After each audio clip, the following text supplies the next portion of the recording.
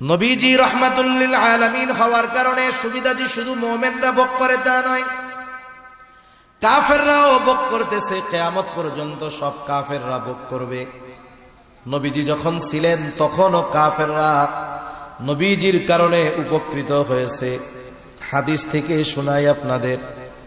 একবার আবু জেহেল নবীজির সামনে এসে আল্লাহ তাআলাকে শোনায় শোনায় দোয়া করতেছে, বলে, আল্লাহ, আপনি যদি সত্যই কোরআন মুহাম্মাদের উপরে নাজিল করে থাকেন তাহলে আমাদের উপরে পাথর বর্ষণ করেন অথবা যন্ত্রণাদায়ক শাস্তি দেন। আবু জেহেল নবীজিকে শোনায়া শোনায়া আল্লাহ তাআলার কাছে দোয়া করে। কথা হলো, ওর যদি পাথর বর্ষণ নিতে মন চায়, যন্ত্রণাদায়ক শাস্তি নিতেই মন চায়, তাইলে নবীজিকে শ্রবণ করানোর দরকার কি? গোপনে আল্লাহর কাছে বললেই তো হলো, ঠিক না? নবীজিকে শোনায় আল্লাহ তাআলার কাছে বলতেছে, কেমন যেন বলে, আল্লাহ, সত্যই যদি আপনি কোরআন মুহাম্মাদের উপরে নাজিল করে থাকেন তাহলে আমাদের উপরে পাথর বর্ষণ করেন অথবা যন্ত্রণাদায়ক শাস্তি দেন।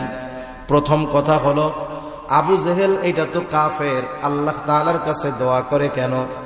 বলে, যদিও এরা মুশরিক কিন্তু এরা আল্লাহ তাআলার অস্তিত্বে বিশ্বাসী ছিল।